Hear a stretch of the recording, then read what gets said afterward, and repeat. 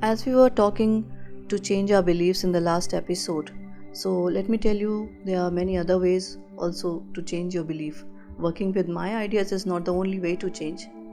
So there are many other ways also that work quite well. Actually, there's a whole list of many of the ways you could approach your own growth process. And there is the spiritual approach, mental approach, physical approach. Holistic healing includes body, mind, and spirit. You can begin in any one of these areas as long as you can eventually include all the areas. Some begin with the mental approach and do workshops or therapy. Some begin in the spiritual area with meditation on prayer. When you begin to clean your own house, it really doesn't matter which room you start in. Just begin in the area that appeals to you most. The others will happen almost by themselves.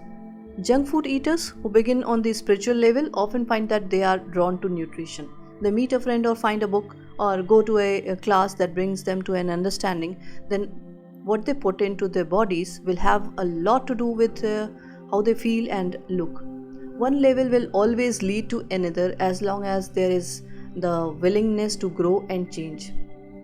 I give very little nutritional advice because I have discovered that all systems work for some people, and I do have a local network of good practitioners in the holistic field, and I refer clients to them when I see the necessity of for nutritional knowledge.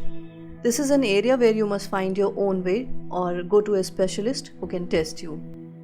Actually, I have seen many of the books on nutrition have been written by persons who were very ill and worked out a system for their own healing. Then they wrote a book to tell everyone else the methods they used. However, everyone is not alike. For instance, the macrobiotic and the natural raw food diets are two totally different approaches.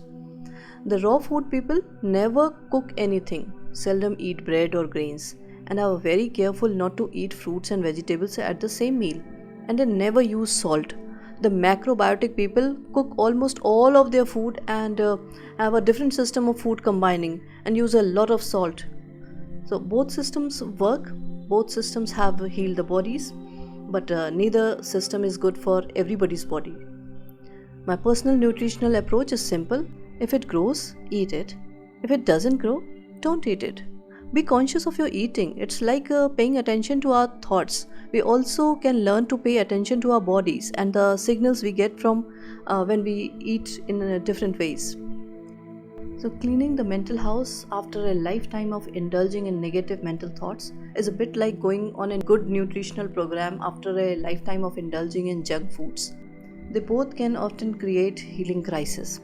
As you begin to change your physical diet, the body begins to throw off the accumulation of toxic residue. And as this happens, you can feel rather rotten for a day or two. So it is when you make a decision to change the mental thought patterns, your circumstances can begin to seem worse for a while.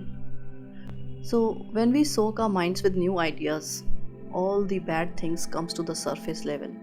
Just keep doing the new affirmations and soon you will have totally cleared an old limitation. So we have decided we are willing to change and we will use any and all methods that work for us. Let me describe one of the methods I use with myself and with others also.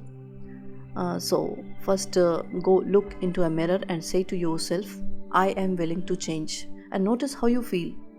If you are hesitant or resistant or just don't want to change, ask yourself why. What old beliefs are you holding on to?